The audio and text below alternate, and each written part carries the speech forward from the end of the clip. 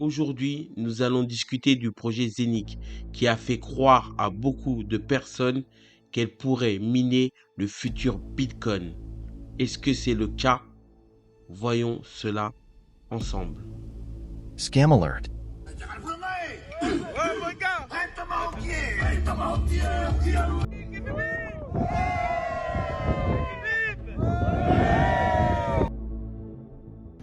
Donc là, nous voici actuellement avec le directeur régional, donc Marc, qui est juste ici, que vous voyez à l'écran. Donc on va lui poser des questions concernant Zénith Saphir, qui sont les plus récurrentes. Ensuite, on vous fera un retour concernant les questions qu'on a posées entre-temps. Mais on va répondre à 3 questions essentielles. Donc la question essentielle qu'on demande, c'est quand le DEX va sortir. Donc mon collègue va lui poser la question en anglais et il va répondre tout simplement à la question. Okay. Mark, could you tell us when the DEX will be up? In which date? Yeah, so first of all, there are 2 decentralized exchanges coming, a swap, a Zénith swap, and the Zénith exchange. Yeah, so, and by technology and programming, you never can say a specific day, like a specific day. Yeah, so the smart chain is going online in these days and weeks, and on the smart chain, the Zénith swap will be installed, see the trading pairs, will see the liquidity. Yeah, that will take some weeks extra, and in the roundabout beginning of the second quarter 2022, this will be finished, and then we will see the first Zénith swap. Yeah, and then a few months later, the plan for the Zénith exchange. Ok, donc du coup le premier de sortie en fait, le premier swap va sortir durant le 2e trimestre de cette année approximativement, et quelques mois plus tard il y aura le gros exchange, l'exchange principal qui sortira. Ok, alors la deuxième question en fait c'est concernant les rewards. Donc on a entendu dire que concernant les rewards, qu'il y a à avoir les profits qui seront reversés aux détenteurs de Zénith Coin, et soit la monnaie va être burnée. Donc si tu peux lui poser la question, tout simplement. As he asked, we have some maybe confusion because some people say that Burner ou reward. And burning coin. I understand, yeah. So that is a kind of misinterpretation, but the most important is Zénith is not offering any financial service. It's a decentralized ecosystem with a decentralized exchange, and the profits in that DAO, yeah, means autonomous organization, yeah, are staying in the system. Yeah, that means the profits, yeah, from the transactions are going directly into the Zénith coin, means Zénith coins will be bought and Zénith coins will be burned non-stop, yeah, from these profits. And that is an indirect, yeah, profit sharing, indirect, not as a payout to somebody, as a support for the Zénith coin holders. Yeah, but the meaning is 100% of the profits are going to the Zénith coin holders into the Zénith coin. Yeah, increasing the Zénith coin and burning the Zénith coin. Yeah, and that is indirect participation, but in my opinion, 1,000 times better than any like let's say dividends or something like that. Yeah, so it's a non-stop support for the coin, and each coin holder is participating in a never been done before way. Donc du coup les coins vont être brûlés dans l'objectif de pouvoir augmenter la valeur du coin, et donc c'est bénéfique, c'est 10 000 fois mieux que les le coin rewards augmente, et du coup ça impacte tout le monde, tous les propriétaires de coin, plutôt que seulement il y ait un versement des rewards. des 100%. Ok. And imagine we have up to 500,000 customers, members already, also potential customers on these exchanges, and millions to come with new products and services. So imagine millions of transactions, million times of fee, profit floating in over years into the Zenecoin, supporting the Zenecoin, burning the Zenecoin. So supply non-stop limited and market cap over the years going up. Ok, j'ai compris. Donc du coup, par rapport au burn, ce qu'il explique, il est plus intéressant avec toutes les transactions et les frais qu'on va pouvoir générer de burner la monnaie. C'est-à-dire que la monnaie va être burnée et ça va donner de la valeur à cette monnaie. Voilà, tout simplement. Donc c'est un procédé qui est sur Binance, sur d'autres monnaies qui a été déjà mis en place. Donc c'est vraiment raréfier la monnaie et lui donner une valeur, une grosse valeur. Voilà, tout simplement. Ouais, tu fais encore des recherches au moment où tu es double saphir ou non, black saphir je crois. Donc ça veut dire quoi? Tu es en train de chercher des petites choses, des trucs qui vont pas. Dis-moi exactement où tu veux en venir parce que je commence à te cerner. Et les interactions qui vont se faire sur le réseau de Kandao, sur la blockchain, va nous rémunérer et surtout va être utilisé le token Kandao que nous détenons. C'est nous les baleines en fait dans l'écosystème de Kandao. Et c'est là maintenant qu'il faut comprendre ça, quoi. Voilà, Gilles, j'espère que c'est bon pour vous et que toute l'équipe, je sais, félicitations, qui avance bien. Et voilà, on fonce, il n'y a pas de souci à avoir. Marc Mouchemeyer lui-même était venu sur les Zooms plusieurs fois avec nous, donc il nous soutient dans notre action de pouvoir faire connaître cette opportunité. Je vous laisse. Le mensonge prend l'ascenseur et la vérité prend l'escalier. Tout est une question de temps. Bonjour à tous et bienvenue sur la chaîne de Scam Alert. Bienvenue sur le deuxième épisode concernant l'investigation sur le projet Zenic. Alors avant de se lancer sur le deuxième épisode, je voulais revenir quand même sur le premier épisode que je vous ai partagé il n'y a pas très longtemps. Alors pour ceux qui n'ont pas vu, je vous invite tout simplement à aller sur la chaîne YouTube et vous allez le trouver assez facilement. Mais le but de ce premier épisode, c'était de vous faire un résumé de ce qui s'était passé en 2020 avec Jubilis Digital System et ça a toute son importance. Il faut savoir que Ervin Doctor et Vouger et ses acolytes ont contacté en 2020 la société Jubilis Group qui se trouve en Suisse et leur ont proposé les Masternode Hub que vous connaissez sous le nom de Zenic. Donc Jubilis a été séduit par la proposition d'Ervin Doctor pour la mise en place avec Vouger du protocole Hub Blockchain des Masternode Jubilis. Et ce qui s'est passé, c'est que Jubilis Group a créé un projet et a mis en place une filiale qui se nomme Jubilis Digital System, d'accord, et a nommé Ervin Doctor pour mettre en place ce projet et s'assurer du bon déroulement. Et entre-temps, ce qui s'est passé, c'est que Jubilis a financé ce projet en sachant qu'il y a eu des sommes quand même exorbitantes. Donc, je vous dis à peu près, mais vraiment à peu près 500 000 euros. Donc, c'est déjà pas mal pour mettre en place les masternodes et ainsi de suite.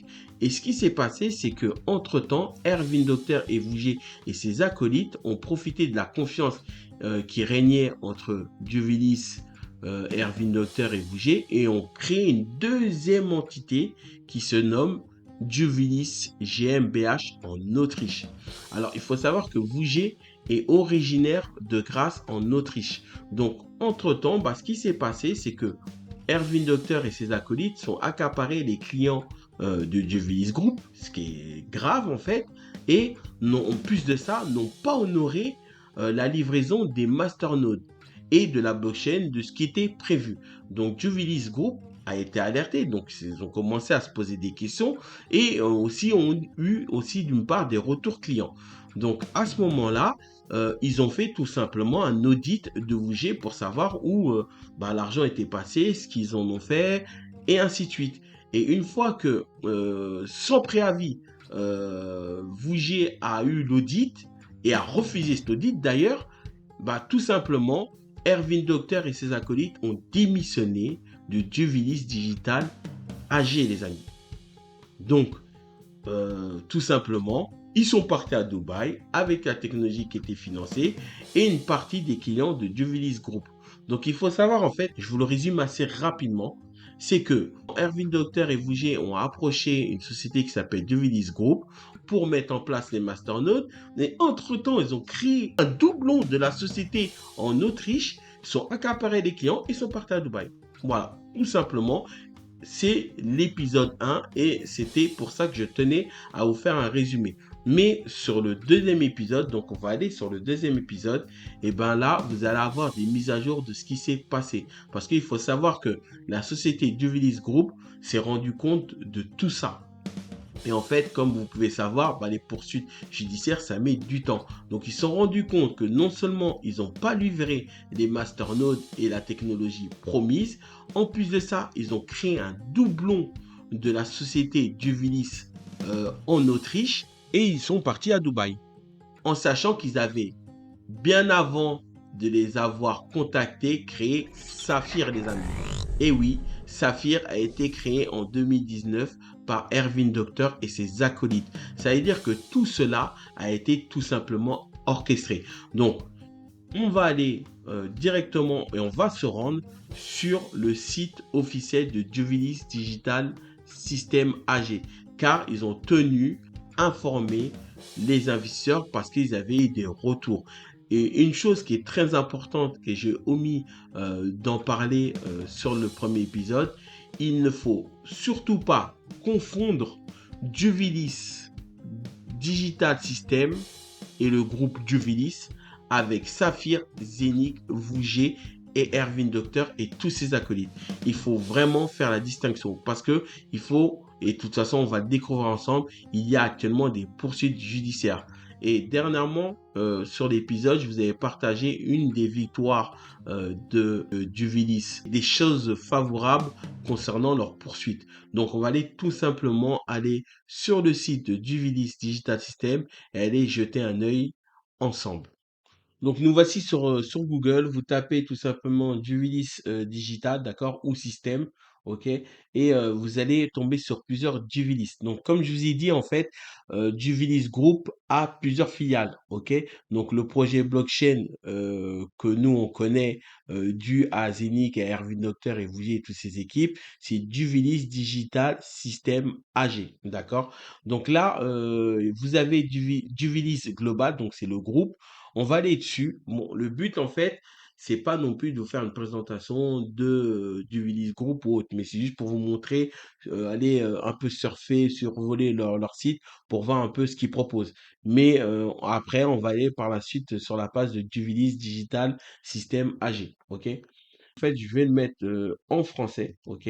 Investissement d'impact, vous voyez, c'est la première chose que vous voyez sur la page d'accueil. Vous avez Stéphane Bassian sur la photo. Ensuite, vous pouvez descendre. Donc, c'est une société qui fait de l'investissement, qui ont des teasers, hein, qui sont connus, qui sont là depuis 2009. Hein.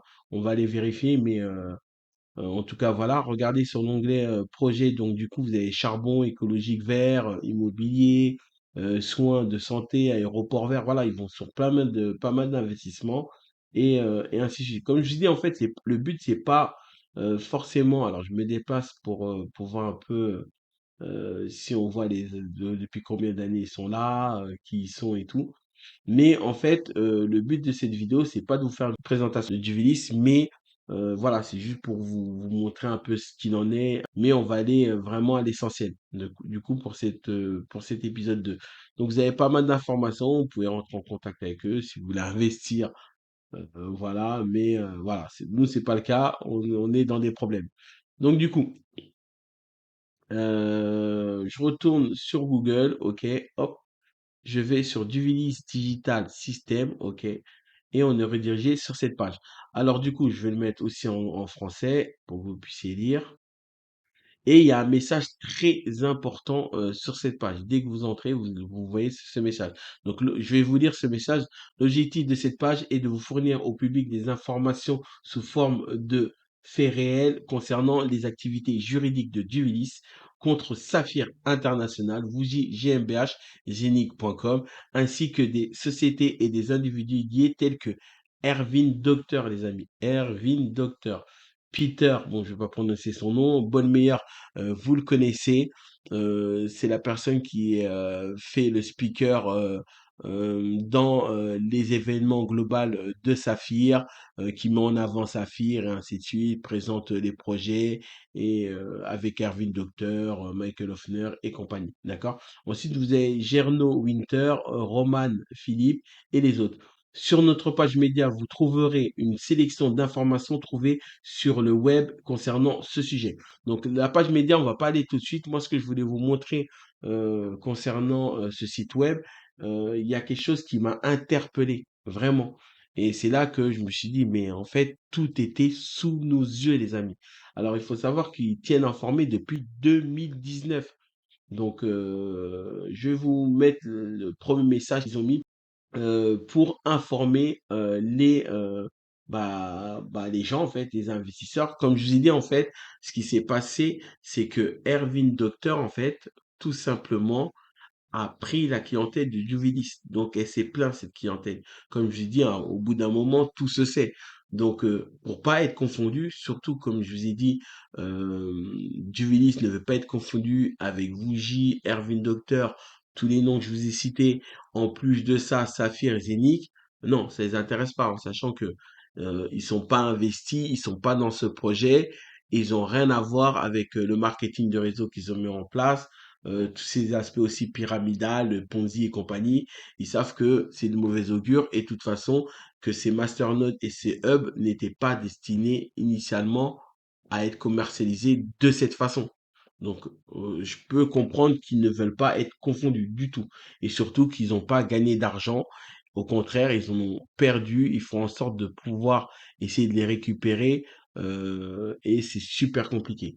Alors, les déclarations de l'entreprise. En raison de nombreuses demandes de précision concernant Duvis et Saphir, la direction de Duvis a décidé de publier la déclaration suivante. Alors, comme je vous ai dit, en fait, tout simplement, ils ne veulent pas confondus et comme il y a de nombreuses demandes et de personnes qui veulent des précisions, bah voilà. Alors, fin 2019, Duvilis Management a été approché par Erwin Docteur concernant l'investissement dans Vougy GmbH basé à Grasse en Autriche concernant le développement du portefeuille matériel d'actifs numériques. Donc, c'est comme je vous ai dit auparavant, donc, fin 2019, en fait, même pas 2020, fin 2019, bon, c'est pareil, on va dire, et ben, Erwin Docteur a contacté Duvilis Group pour mettre en place les masternodes. Alors, très important, il y a un détail aussi qui m'a frappé, il parle de portefeuille matériel d'actifs numériques. Donc, en fait, ça n'a rien à voir avec ce que nous, on a pu voir avec Zinc, avec du Mightin, la tokenisation, tout ça, en fait, comme je vous ai dit, en fait, ça a été orchestré par Erwin Docteur parce que avant de contacter Juvilis, eh ben, ils avaient déjà mis en place Saphir. Mais ça, on va le voir sur la page média. Alors, le développement et la gestion de projets constituent l'activité principale du groupe et le portefeuille matériel proposé possédait à l'époque des propriétés uniques, ainsi qu'un accord de finance de collaboration pour le développement et la production de hardware wallet a été signé avec Vougy GmbH en février 2020. D'accord? La livraison de hardware wallet, pardon, excusez-moi pour la prononciation, devant débuter en juin 2020. Alors attention, parce qu'il faut savoir aussi que les masternodes des Inic, en fait, à la base, c'était des coffres numériques. Vous voyez? Alors, je vais vous faire un peu d'explication. Il faut savoir que vous avez des portefeuilles froids et chauds. Donc, on nomme hot wallet. Les hot wallets, c'est les portefeuilles chauds. D'accord? Donc, les portefeuilles chauds, en fait, c'est tous vos portefeuilles que vous avez sur Binance, Coinbase et compagnie, en fait. Et c'est des portefeuilles qui sont sur Internet. Et un cold wallet, donc un portefeuille froid, en fait, c'est un portefeuille comme un ledger en fait, ou comme le coffre numérique que vous voulez mettre en place, où vous détenez vos tokens et ainsi de suite. D'accord? Donc, c'est deux portefeuilles différents. Donc, comme je vous ai dit, en fait, pour eux, ce qui était révolutionnaire, c'était d'avoir une tablette avec tous vos coins, vos tokens, et miner éventuellement le token Jubilis et avoir leur blockchain, comme ils nous ont promis à travers Zenic, avec un échangeur, 50 000 transactions par seconde et ainsi de suite. Mais bon, voilà. Alors, en fait, du coup, Erwin Docteur a été invité à la direction en tant que CEO d'Uvilis Digital System AG pour superviser l'allocation des investissements dans Vougy GmbH au nom de Juvilis. Voilà. En fait, ça résume ce que je vous ai dit sur l'épisode 1. Donc, pour pas que ça soit long au niveau d'épisode 1 et 2, en fait, bah, je voulais sonder en deux parties pour que vous puissiez comprendre et d'une part voir aussi le témoignage et les informations qu'on peut trouver à travers le site de Duvilis.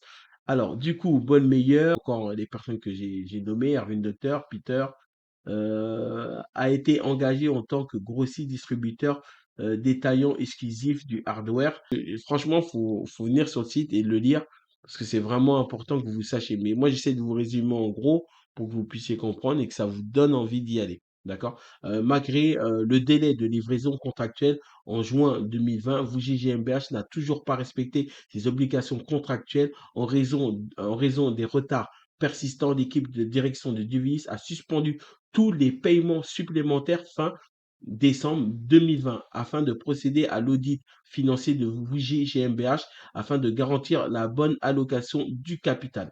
Vous voyez? Donc, en fait, ça résume ce que je lui dis en fait. C'est-à-dire que Luigi, bah, ils n'ont pas honoré, et comme ils l'ont fait à travers Saphir, quand ils n'ont pas livré les masternodes, les hubs que les gens avaient achetés, à peu près à 2000 euros, et ben, bah, c'est exactement la même chose qui s'est passée, en sachant qu'ils avaient déjà eu ce problème. Alors, il faut savoir aussi, ce qui est important, et c'est là où ça m'interpelle le plus, c'est que les lanceurs d'alerte en avaient parlé de ce problème. D'accord? On avait entendu à travers les réseaux et les leaders de Saphir à l'époque disaient non, c'est rien, en fait, c'est quelque chose qui s'est passé, c'était conflictuel, mais voilà, il n'y a rien, c'est pas dramatique en soi, en sachant que ça s'est passé en 2020. Nous, on est arrivé sur le projet en juillet 2021. Donc, le temps que l'information se mette, le temps que la procédure aussi se mette en place. Donc, on n'avait pas forcément toutes les informations et tous les aboutissants. Donc, c'était compliqué de savoir, et ça, en sachant que pour ma part, en 2021, j'avais pas la même analyse qu'aujourd'hui en 2024. Donc, j'avais l'information sans avoir l'information et la comprendre aussi. Donc, fallait la comprendre aussi parce que c'est compliqué aussi quand il y a aussi la barrière de la langue et ainsi de suite. Alors, très important aussi, c'est que lorsque certains investisseurs et que ça commençait à parler à travers les réseaux concernant ce qui se passait sur Duvilis, eh ben, Erwin Docter et Michael Hoffner ont communiqué officiellement en disant qu'ils ont quitté le conseil d'administration de Duvilis Digital System AG, et tout le monde s'est dit bon bah finalement ils sont partis, voilà, bah on est dedans en fait, et on avait déjà investi pour la plupart, et c'est vrai que ça avait fait un boom parce que c'était en plein moment du bull run. Donc les gens, quand ils ont eu beaucoup d'argent suite à l'investissement sur le Bitcoin, l'Ethereum et ainsi de suite, bah enfin, en général, les gens, quand ils gagnent de l'argent, ils vont sur les actifs. Donc du coup, Zinc, en fait, ils sont tombés au pile poil au moment où les gens, bah, il y avait le bull run et compagnie, bah, les gens, bah, sont rués dessus, en sachant que c'était un beau projet, que c'était la tokenisation de la ville de Dubaï, le shirk, tout ça en fait, tout ce qui allait autour, la banque OCS et compagnie, mais tout ça on va revenir dessus au fur et à mesure sur les épisodes. Comme je vous ai dit en fait, l'idée c'est pas de vous mettre plein d'informations et vous dire que c'est bullshit. C'est comme pour le projet Zinic, en fait, il y a tellement de choses. Zen 20, ensuite on parle de la blockchain Zinic, on vous parle de Nomo, ensuite on vous balade sur des projets comme Tupan, Avinoc et ainsi de suite, alors qu'en fait, bah, en fait, il y a tellement d'informations que les gens se perdent, ils investissent, ils rentrent dans les projets, et à la finalité, bah, ils sont perdus, en fait. Et c'est comme pour les migrations, quand on fait des migrations et on sait très bien qu'il y aura des pertes, il y a des gens qui vont pas suivre, bah, c'est exactement la même chose. Quand il y a plein d'informations, bah, les gens, à la finalité, se perdent. Bref. Donc, du coup, en fait, c'était pour vous expliquer grossièrement, en fait, c'est que, bah, en fait, l'information, elle était là, elle était sous nos yeux, en fait, tout simplement. Vous voyez? Donc sachez qu'ils ont continué à informer au fur et à mesure, hein, même après que ils ont fait cette déclaration, et ben, ils ont mis en place les poursuites judiciaires jusqu'à présent, OK? Ils ont même cité les noms, attention, donc regardez sur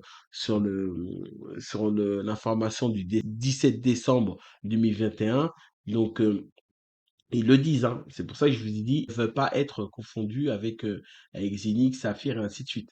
Donc, veuillez noter que sur la base des derniers événements chez Duvilis, nous distinction expressément et une fois de plus des entreprises. Donc, il est nomme hein, Vougy GmbH, Avinoc, Saphir, Erwin Docteur, Peter, Zenic et Avinoc. Alors, Zenic et Avinoc, c'est la même chose. En fait, quand ils sont venus avec le projet Zenic, ils nous ont proposé Avinoc. Mais en fait, Avinoc, c'est Vougy. Voilà, tout simplement. Donc, tous ceux qui pensent qu'il y a de l'aviation et compagnie derrière, que c'est moderne, alors que ils ont, alors je vais dénigrer assez rapidement, mais je vais venir dessus, vous inquiétez pas, j'irai sur le détail sur Avinoc. Quand ils vous louent et qu'ils vont sur des événements ou d'aviation et qu'ils mettent un stand, bah voilà, ça veut rien dire en fait. Je vous le dis. Et je pense que même si vous allez dans le monde de l'aviation, vous parlez d'Avinoc, je pense que personne ne les connaît. Personne ne les connaît. Et ils font que des levées de fonds. Et les gens, dernièrement, ils sont en train de faire des levées de fonds sur Avinoc et ils continuent à aller. Et c'est vraiment triste. Mais bon, j'espère qu'ils tomberont sur la vidéo et, ils se poseront des questions, vraiment. Alors du coup, bon, voilà. En fait, il y a aussi quelque chose qui est important sur cette page, parce qu'ils la mettent à jour assez, dès qu'ils peuvent, en fait, dès qu'ils ont des bonnes choses. Comme j'ai dit, bah, dernièrement, sur le premier épisode, je vous avais parlé aussi de l'ordonnance. Donc, qu'ils ont eu gain de cause, d'accord, pour justement faire l'exécution des hubs qui devaient avoir à être livrés en fait et avoir le remboursement, avoir gain de cause. Donc du coup, ils ont eu gain de cause à ce niveau-là. Et les amis, eh ben, ils sont partis chez Vougy JMBH. Donc, saisie d'actifs chez Vougy JMBH le 20 mars 2024. Quand je vous dis que les choses sont mises à jour sur ce site, eh ben là, la preuve en est. Vous avez une information du 20 mars 2024. Donc, moi, je trouve ça vraiment sympa. Du coup, c'est vraiment de l'information. Donc, une saisie de biens ordonnée par le tribunal a lieu chez Vougy GmbH pour garantir la créance du Divilis. Parce qu'il faut savoir que, en fait, vous le verrez un peu plus bas, Vougy, GmbH, bah, ils ont dit qu'ils n'ont pas d'argent. Ils peuvent pas payer. Donc, du coup, bah, vous passez, bah, forcément, Divilis doit passer par une saisie pour s'assurer déjà qu'ils n'ont pas l'argent et ainsi de suite et saisir, bah, les matériels et ainsi de suite. Donc, du coup, ils sont partis avec deux administrateurs chargés de l'exécution désignés par le tribunal de Grasse en Autriche, hein, je vous le dis, et pénétrant sans préavis, c'est-à-dire qu'en fait, ils ne les ont même pas prévenus, dans les locaux commerciaux de Vougy GmbH, d'accord? Donc, il y a l'adresse, vous y allez, vous aurez l'adresse, accompagné du représentant légal de Duvilis, donc je pense que c'est Stéphane Bastian, d'accord? Et les équipes de direction de Duvilis. Alors, du coup, ce qui s'est passé sur place? Alors, sur place, il rencontre le directeur général Roman Philippe, d'accord? Et l'actionnaire principal, Peter. Je ne vais pas prononcer son nom parce que vous allez me rentrer dedans en commentaire, donc je vais vous le mettre juste ici. Les collaborateurs actuels reçoivent l'ordre de Peter de quitter les bureaux. C'est-à-dire que, vous vous rendez compte, ils sont venus sans préavis, ils sont arrivés chez Wuji, et bah, le patron, il va pas expliquer à ses collaborateurs que, bah, en fait, il est poursuivi parce qu'il n'a pas respecté depuis 2019 une livraison et qu'il y a tout un drama derrière. Donc, c'est super compliqué. Donc, il leur a dit tout simplement quitter les bureaux et je pense que tout le monde l'aurait fait. Étant donné que Wuji GmbH n'est initialement pas disposé à effectuer des paiements à Juvilis comme l'a ordonné le tribunal, les administrateurs de l'exécution passent environ 2 heures et demie, d'accord, à examiner les états financiers, la liste d'inventaire, les relevés bancaires et d'autres documents, ainsi qu'a appelé le conseil fiscal externe de Vougy. C'est-à-dire que là, c'est vraiment parti loin. Mais bon, c'est tout à fait normal. Vous vous rendez compte? Et surtout qu'il y a beaucoup, et je pense que quand je vous ai dit 500 000 euros, je pense qu'il doit y avoir plus, hein. Mais c'est ce que je me dis approximativement qu'ils ont dû payer. Mais bon, mais déjà à l'époque, déjà en 2021, vous vous rendez compte, en plus avec les intérêts et tout, c'est des sommes énormes. Alors, pour évaluer les biens lors de cet examen, ils découvrent diverses incertitudes dans les états financiers. C'est-à-dire là, il y a carrément un climat de suspicion, des citations de rapports de l'administrateur et de la saisie des deux véhicules de société et d'un guichet automatique Bitcoin est exécuté. Bah, donc en fait, ils ont pris des machines, voitures et tout, mais c'est tout et n'importe quoi. En outre, un autre rendez-vous est prévu pour enregistrer l'inventaire des bureaux dans environ 10 bureaux et appartements situés à différents endroits tels que, bon, ils mettent les adresses, je vais pas vous les dire sur YouTube, hein, et l'entrepôt de marchandises de hub de production. Ça veut dire que là, ils ont mis la main sur l'entrepôt des masternodes, des hubs qu'on connaît, de Zenith. Je sais pas si vous vous rendez compte. Donc voilà, malgré le refus initial, le paiement Vougie GmbH versé dans les 2 jours l'intégralité du montant dû sur le compte de l'administrateur chargé de l'exécution. En fait, bah, ils doivent payer, ils ont 2 jours, voilà. À la date du 9 mai 2024. C'est là, c'est dernièrement. Donc je vais me renseigner pour savoir si éventuellement ils ont payé. Sur l'épisode 3, je vous dirai un peu, je vous dirai ce qu'il en est en fait. D'accord? Bon, au tribunal de grâce, compagnie et tout. Et en plus de ça, c'est quand j'ai l'impression qu'on est carrément sur une série télé en fait, où on voit en fait. Vous voyez là, vous voyez carrément la machine à Bitcoin qui a été saisie. Et c'est dingue en fait. Vous avez les bureaux de Bougie. Je pense que c'est d'être les équipes de Juvilis avec les administrateurs ou Stéphane Bastian de dos et tout. Franchement, c'est dingue. Et je pense que c'est peut-être les voitures qui ont été saisies. Des Audi. Bon, je peux pas dire que c'est avec certitude que c'est ça, mais bon, voilà. Donc, s'ils ont été saisis, bon, ils ont été saisis. Donc, voilà. Donc, pour la page, je vous invite, pour ceux qui sont curieux et qui veulent s'informer et savoir ce qu'il en est, à aller tout simplement sur la page. De toute façon, elle sera disponible en description, hein, d'accord? Et vous pourrez aller jeter un œil sur la page d'accueil. Donc, du coup, là, on va aller sur le média. OK? Donc vous avez encore un message, dessus, informations sur le web, informations trouvées sur le web. Les informations disponibles sur internet sont publiées sans aucune obligation légale, d'accord? En attendant la décision du tribunal et le prononcé du jugement, il est crucial de reconnaître que les informations concernant les sociétés et les individus mentionnés sont soumises à la présomption d'innocence jusqu'à preuve du contraire. Donc en fait, ils sont prévenants, ils disent que toutes les informations qu'ils donnent, c'est des informations, donc c'est pas des accusations. Donc c'est ce qu'ils font légalement, bah ils sont en règle en fait. C'est ce que je fais actuellement. Moi, je vous informe. Donc j'accuse pas, c'est-à-dire que aujourd'hui, si c'est le cas, bon, ça sera autre chose, mais en tout cas, pour l'instant, je vous informe. C'est-à-dire que quand je fais une vidéo, un petit résumé, c'est vous informer. Donc je peux pas être attaqué parce que c'est de l'information. Donc c'est exactement la même chose pour Juvelis qui affiche, hein, pour moi, qui informe, mais qui affiche. Mais voilà, en tout cas, faut pas aussi faire l'amalgame d'une part. Ok. Du coup, bah, vous avez Erwin Docteur, hein, en première ligne, 3 photos carrément de lui. Ce qui est bien en fait, quand vous cliquez sur les photos, vous êtes redirigé sur des informations, sur ce qui a été dit sur la page d'accueil. Donc du coup, on va cliquer par exemple les membres CT avec Toa et compagnie. Quand vous cliquez dessus, bah, vous êtes redirigé sur un site et vous avez pas mal d'informations. Donc d'ailleurs, qui parle justement du passé de ces top leaders, en fait, de Asker et compagnie. Donc, vous avez des liens hypertextes et vous êtes redirigé sur ce qu'ils ont fait. Donc là, vous voyez bien sur toi, voilà, vous avez des informations prometteurs de systèmes de Ponzi, Vortex, Profit. Vous avez Thomas Engler et compagnie, Platinum Con. Donc ça doit parler à certains. Et ensuite, si vous cliquez dessus, vous allez être redirigé.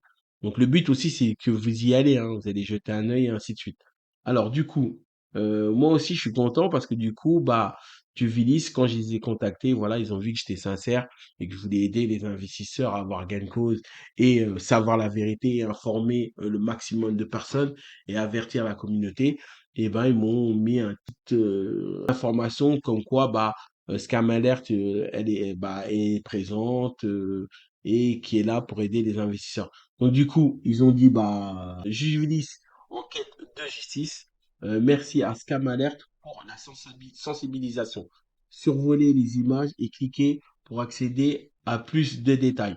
Donc du coup, en fait, bah vous cliquez sur, bon, on va cliquer sur la première et vous êtes redirigé sur le site web de Scam Alert. Donc Comme je l'ai dit sur la première vidéo, l'épisode 1, en fait, vous avez pas mal d'articles que je mets en place. Alors, sachez qu'en ce moment, j'en mets pas trop en place parce que j'ai beaucoup de travail et j'ai ma vie de tous les jours. Donc, c'est pas évident même pour mettre en place ces vidéos, faire des faces caméra. C'est pour ça que j'ai du mal et je bégaye un peu quand je discute, quand je parle avec vous via la vidéo. Mais en tout cas, voilà. Sachez que voilà, vous avez des articles dessus, vous avez la page d'accueil, vous avez la pétition aussi qui est disponible dessus. Donc quand vous cliquez dessus, vous serez redirigé dessus. Vous avez pas mal d'informations, d'accord? Aussi, vous avez les partenaires. Alors sachez que on est partenaire de Balance Fonscad. Donc, je pense que pour ceux qui connaissent, bah, en fait, c'est un groupe Facebook qui dénonce bah, les business, comme on est en train de le faire actuellement, mais voilà, qui est là depuis un laps de temps, qui a quand même pas mal d'expérience, et ainsi de suite. Et du coup, vous avez Duvilis, qu'on est partenaire, donc eux, comme je vous ai dit, en fait, ils veulent justement pas être confondus, ils veulent aider les investisseurs aussi à avoir gain de cause et avoir justice en fait de ce qui se passe. Donc moi je trouve que c'est très honorable de leur part et c'est bon à prendre en fait. Toute aide est bonne à prendre et franchement c'est super cool. Alors du coup, on va aller sur celle-ci. Donc celle-ci, elle redirige sur la vidéo du premier épisode de l'investigation sur Zinix, sauf qu'elle est en anglais. Donc il faut savoir que cette vidéo, je vais essayer de la traduire en anglais avec l'IA pour que le maximum de personnes soient informées en fait. Donc, c'est redirigé sur la vidéo. Ici, alors très important, ça redirige sur la pétition. Donc, actuellement, on est 82. Il faut savoir, comme je l'ai dit, j'ai lancé une pétition à travers mes réseaux. On était plus d'une centaine. Bon, on est 82. Mais comme j'ai dit, comme je l'ai dit toujours et comme je pense que vous connaissez le proverbe, vaut mieux avoir de la qualité que de la quantité. Donc, du coup, même si on est 82, je pense que les personnes qui ont signé la pétition sont déterminées et ainsi de suite. Donc, on va un peu scroller, voir un peu ce qu'il en est, mais je vous invite, de toute façon, cette pétition elle sera disponible en description de la vidéo.